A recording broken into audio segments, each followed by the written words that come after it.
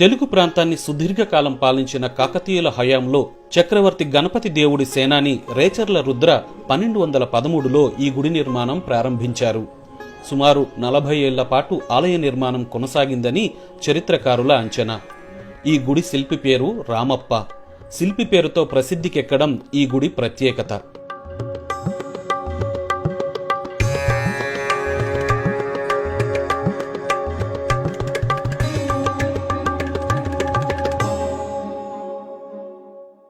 ఈ గుడిని నేల నుంచి 6 అడుగుల ఎత్తున్న నక్షత్రాకార మండపంపై నిర్మించారు. ఈ ఆలయం గర్భాలయం, విమాన గోపురం నిర్మాణంలో వాడిన ఇటుకలు నీటి మీద తేలియాడుతాయని చెప్తారు. పక్కనే ఉన్న రామప్ప చెరువు, అందమైన తోటలు ఈ గుడికి మరింత అందాన్నిస్తాయి.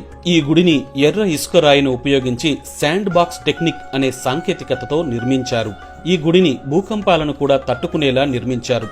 గుడి బయట భాగాలకు నల్లరాయి వాడారు.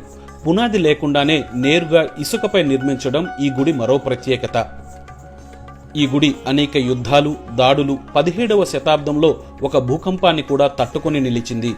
కానీ కాలక్రమంలో గుడి పరిధిలో కొన్ని చిన్న నిర్మాణాలు దెబ్బతిన్నాయి. ప్రధాన ద్వారం దెబ్బతింది.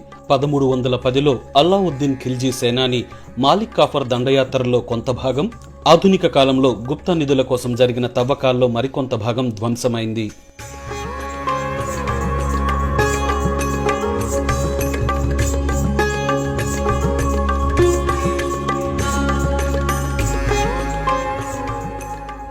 గర్భగుడి ముందుండే మండపం అద్భుతమైన శిల్పకళతో అలరారుతూ ఉంటుంది. స్తంభాల నుంచి పైకప్పు మధ్యలో ఉన్న నల్లరాతితో చెక్కిన నాట్యభంగిమల శిల్పాలు, మండపం పైకప్పు లోపలి భాగంలో చెక్కిన సూక్ష్మ శిల్పాలు, బయటి గోడలపైన స్తంభాలపైన చెక్కిన శిల్పాలు ప్రత్యేక ఆకర్షణగా నిలుస్తాయి. ప్రముఖ కూచిపూడి నృత్యకారుడు నటరాజ రామకృష్ణ ఈ గుడిపై ఉండే శిల్ప భంగిమలను ఆధారం చేసుకుని అంతరించిపోయిన పేరిని శివతాండవం అనే నృత్యాన్ని పునరుద్ధరించారు. జాయప సేనాని రాసిన నృత్య రత్నావళిలో కొన్ని భంగిమలు కూడా ఈ గుడిపై శిల్పాలుగా చెక్కారు. ప్రతి గుడి నిర్మాణానికి కొన్ని శాసనాలుంటాయి. వాటిలో కొన్ని శిథిలమవుతూ ఉంటాయి.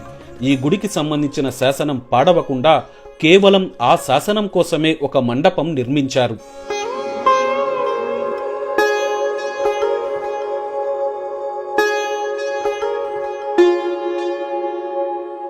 ప్రస్తుతం భారత పురావస్తు శాఖ వారి ఆధీనంలో ఉన్న ఈ గుడికి వరల్డ్ హెరిటేజ్ సైట్ హోదా కోసం 2014 నుంచే ప్రయత్నాలు ప్రారంభమయ్యాయి. 2019లో వారసత్వ హోదా కోసం కేంద్ర ప్రభుత్వం భారత్ నుంచి ఈ ఒక్క ఆలయాన్నే నామినేట్ చేసింది. యునెస్కో వరల్డ్ హెరిటేజ్ కమిటీ తన 44వ సమావేశంలో ఈ గుడికి ప్రపంచ వారసత్వ కట్టడం హోదాను ఇస్తూ తీర్మానించింది. వాస్తవానికి 2020లోనే ఈ సమావేశం జరగాల్సి ఉన్నా కరోనా వ్యాప్తి వల్ల అది 2021కి వాయిదా పడింది.